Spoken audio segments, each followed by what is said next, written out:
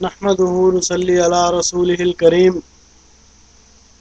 اما بعد فاعوذ بالله من الشيطان الرجيم بسم الله الرحمن الرحيم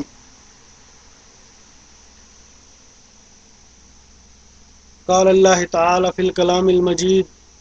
والفرقان الحميد لقد كان لكم في رسول الله أسوة حسنة لمن كان يرجو الله واليوم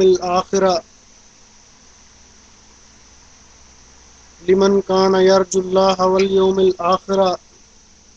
وذكر الله كثيرا صدق الله العظيم صدق رسوله النبي الكريم ونحن على ذلك من الشاهدين والشاكرين والحمد لله رب العالمين۔ میرے بھائیوں، دوستوں، بزرگوں، ساتھیوں اور اسلامی ماؤں بہنوں، بیٹیوں، السلام علیکم ورحمۃ اللہ وبرکاتہ۔ میں نے آپ لوگوں کے سامنے جو قرآن مجید کی تلاوت کی ہے اس کا ترجمہ یوں ہے: بے شک تمہارے لیے رسول اللہ صلی اللہ علیہ وآلہ وسلم کی ذات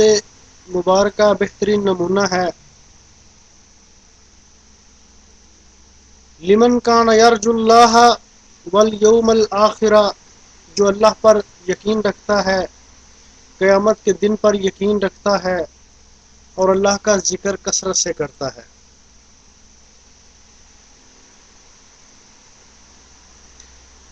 اس آیت کا جو پس منظر ہے وہ میں آپ لوگوں کے سامنے بیان کروں گا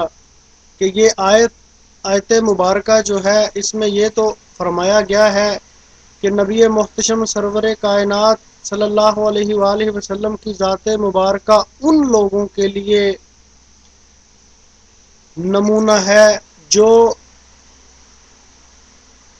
اللہ کی ذات، اللہ کی رضا چاہتے ہیں، قیامت کے دن کے خوفناک منظر سے بچنا چاہتے ہیں، اس دن اللہ کی رضا چاہتے ہیں، اللہ کے نبی صلی اللہ علیہ وآلہ وسلم کی شفاعت چاہتے ہیں اور جنت کے اندر اپنا بنا ہوا گھر چاہتے ہیں۔ یہ ان لوگوں کے لیے آیت ہے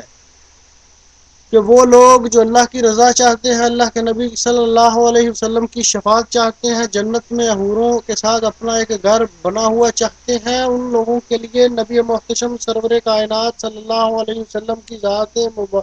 بابرکت میں نمونہ ہے کہ آقا علیہ الصلوۃ والسلام کی بات کو مان کے چلنا ہے۔ اب ذرا یہ ہم جاننے کی کوشش کرتے ہیں کہ یہ جو ہمیں کچھ ہمارے مولوی حضرات یہ اس آیت کا تاثر یہ دیتے ہیں کہ اگر کوئی تم کو گالی دے تو لقد کان لکم فی رسول اللہ اسوۃ حسنہ، تم اس کو کچھ مت کہو۔ اگر کوئی تم کو برا بھلا کہے، لقد کان لکم فی رسول اللہ اسوۃ حسنہ، تم اس کو کچھ مت کہو۔ اگر کوئی تمہیں پتھر مارے، لقد کان لکم فی رسول اللہ اسوۃ حسنہ، تم کچھ نہ کہو۔ ہاں یہاں تک کہ اگر کوئی تمہارے اوپر بمب برسائے، لقد کان لکم فی رسول اللہ اسوۃ حسنہ، اگر کوئی تمہارے اوپر ڈرون حملہ کرے، لقد کان لکم فی رسول اللہ اسوۃ حسنہ، تم کچھ مت کہو، تم ہاتھ رکھ کے بیٹھے رہو، پیار سے بات کرو، آرام سے بات کرو۔ یہ اس آیت کا جو مفہوم ہمارے کچھ علماء لڈو خور یا حلوہ خور جن کو کہا جائے تو کچھ کم نہ ہوگا کہ اپنی مرضی سے انہوں نے اس قرآن کی آیت کا مفہوم بنا لیا ہے۔ ہمیں آج تک اس کی کوئی سمجھ نہیں آئی، نہ ہمارے اکابر کو، کہ یہ پتہ نہیں کہاں سے یہ آیتیں لے آتے ہیں، یہ باتیں لے آتے ہیں۔ آئیں ذرا ہم قرآن مجید سے دیکھتے ہیں کہ قرآن مجید میں اس آیت کا پس منظر کیا ہے۔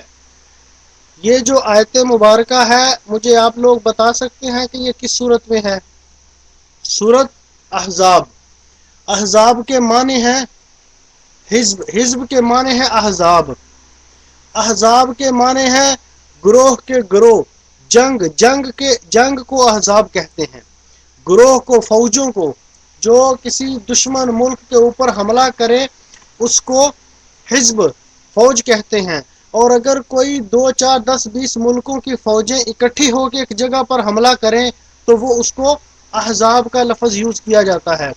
ذرا ہم یہ دیکھیں کہ یہ آیت کا پس منظر کیا ہے، یہ آیت کس وقت نازل ہوئی۔ احزاب کا مطلب ہے جنگ، اور یہ آیت جنگ خندق کے موقع پر نازل ہوئی۔ کس وقت نازل ہوئی؟ جب اللہ تعالیٰ قرآن مجید میں فرماتے ہیں کہ جب فوجوں نے تمہارے اوپر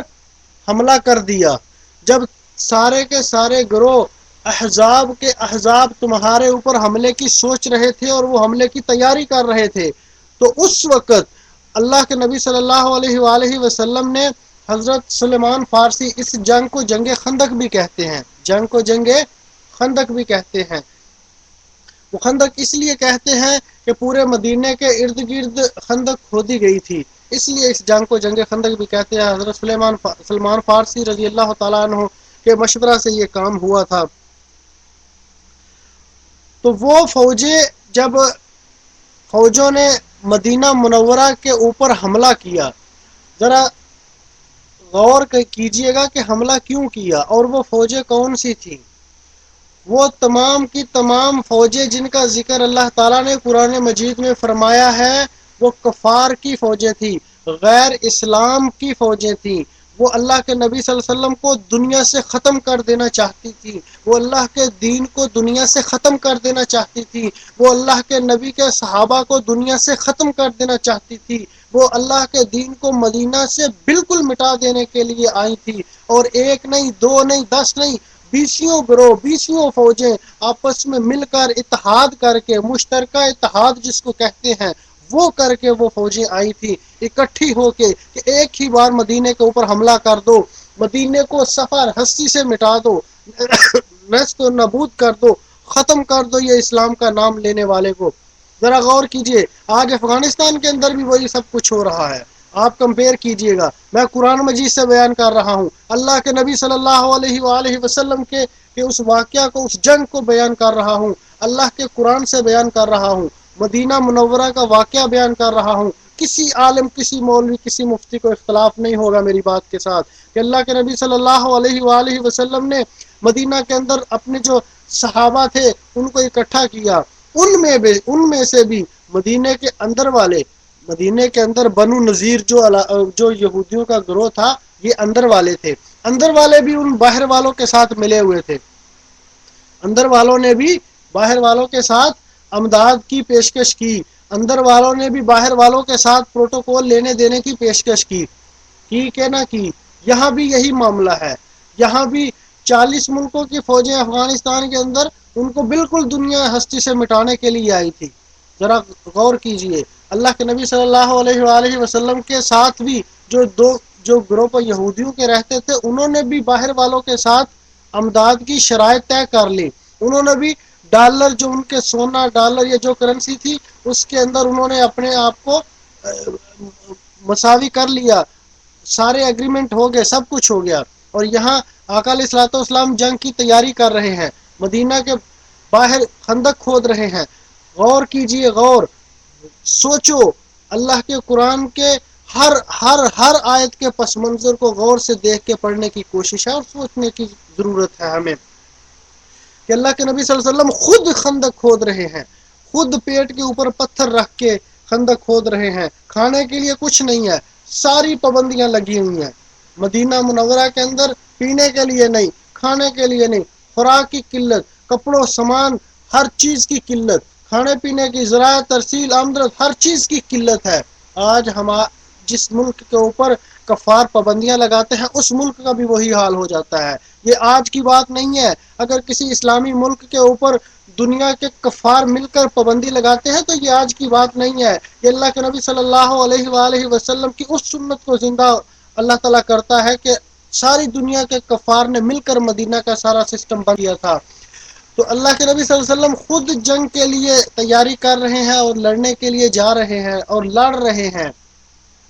وہاں پر بھی کچھ منافق تھے جو ادھر ادھر سے یہ سب کچھ کر کے مسلمانوں کو بہکا رہے تھے،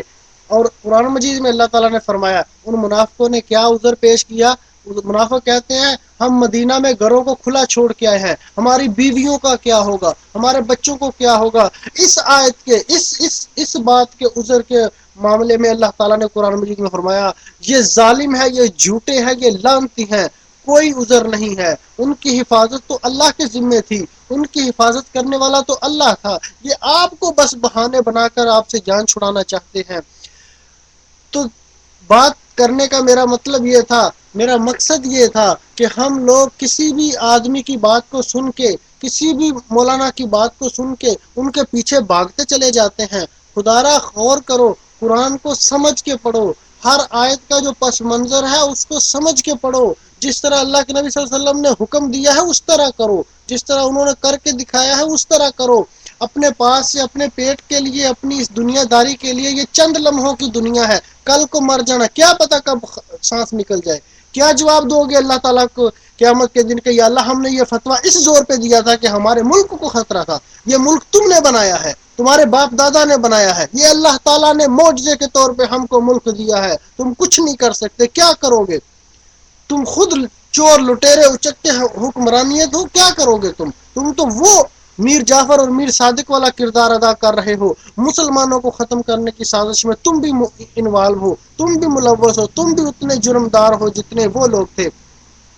تو اس لیے خدارا سب سے پہلے قرآن مجید کو پڑھو, اس کے بعد اللہ کے نبی صلی اللہ علیہ وسلم کی زندگی کی روشنی میں پڑھو, احادیث کی روشنی میں پڑھو, اس طرح سمجھنے کی کوشش کرو. اپنے دماغ, اپنے ذہن, اپنی سوچ, یہ ماڈرن زمانہ, ماڈرن سوچ, ماڈرن مسلمان, یہ پتہ نہیں کہاں سے مخلوق آ گئی, ہمیں تو اس کی سمجھ نہیں آ رہی. اللہ کے نبی صلی اللہ علیہ وسلم نے جو باتیں 1400 سال پہلے بتائی تھی, آج وہ ماڈرن سائنس کہہ رہی ہے ہائے ماڈرن زمانہ تو وہ تھا کہ جب ایک مسواک کے اتنے اثرات تھے. ماڈرن زمانہ وہ تھا کہ پانی کے اوپر پھونک مار کے پلا دیا جاتا ہے تو ہیپاٹائٹس کا علاج ہو جاتا ہے, ہر بیماری کا علاج ہو جاتا ہے. وہ ماڈرن زمانہ تھا, تم اس کس ماڈرن زمانے کو لے کے بیٹھے ہوئے ہو؟ اللہ کے نبی صلی اللہ علیہ وسلم کی سنت کو پکڑ لو, قرآن کو سمجھ کے پڑھو, سوچ کے پڑھو, اس کے اوپر